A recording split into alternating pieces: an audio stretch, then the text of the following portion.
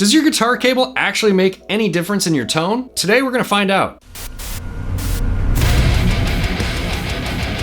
So one of the common things that I've heard from a bunch of different guitar players over the years is that, they only use particular brand cables or particular styles of instrument cables because it affects their tone. And while it's widely known that if you use a longer cable, you're actually increasing the resistance, which is going to increase the output of the guitar, that's not what I'm talking about. I'm just talking about styles of cables here. So today I wanted to shoot out these different cables and just see if there's any merit to the idea that different guitar cables will color your sound. First one we have is this monster cable here. The monster cable says right on the cable that it's a high performance, maximum low end punch bass guitar cable. All right, so I'm really interested to see if this adds any low end to the signal. The second one that I have here is this MOGAMI Gold cable. The MOGAMI Gold cable is the cable that I probably use the most. I've had this cable for a really long time and I actually only had to replace it once. And that was after a tremendous amount of use, maybe like 10 years worth of use. And finally one of the solder points actually just broke off inside the cable and, rather than repair it, I just took it into a Guitar Center and they swapped it out for me. The third one I have is not a guitar cable at all. It's actually a TRS cable that I would use to hook up like studio monitors or something like that. The TRS cable is not something I would normally use for guitar, but every now and then when I'm reamping guitars, if I have like a lot of noise, occasionally using a TRS cable will actually help me eliminate some of that noise. So I do use them occasionally in like a guitar application, but I've never used one just directly on guitar itself. And the last one I have is also not an instrument cable. This is the Line 6 X2 wireless. And I've had this for about maybe 12 or 13 years. Even though this thing is old, I still use this when I'm playing live or even at band practice. So this X2 wireless system gets a lot of use still. And when I bought it, I specifically bought it because it was, advertised at the time that this will not color your guitar sound whatsoever. Yeah, I've never really noticed that too much with this one. And like I said, I still use this one all the time. It works great. So I'm gonna do a couple different things here. First, I'm going to plug in a guitar with each of these different cables, and we'll look at the DI and see if there are any difference in between any of the cables on just the clean guitar DI. The second thing I'm going to do is I'm actually going to reamp a DI using each one of these cables, and we'll see if there's any difference there. Now, if I had to guess, these differences are going to be very, very small, so make sure you're wearing a pair of headphones or you're listening through a good pair of speakers, because if you aren't, you're probably not going to pick up on any of the differences. And plus, you don't want to be that guy. You know what guy I'm talking about. I don't hear any difference, dude. Sounds like garbage. Yeah, don't be that guy. All right, with all that stuff out of the way, let's go check out these cables. Okay, so for this part of the demonstration, I'm going to be using my LTD EC256, and the first cable we're going to try out is the shielded TRS cable.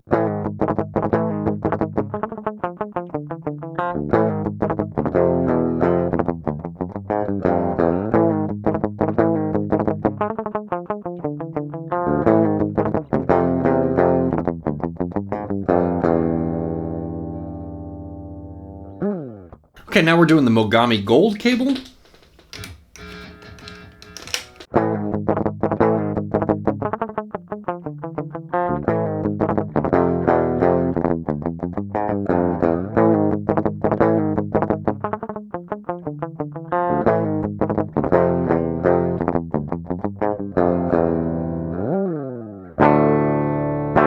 Okay, now we're checking out the monster cable.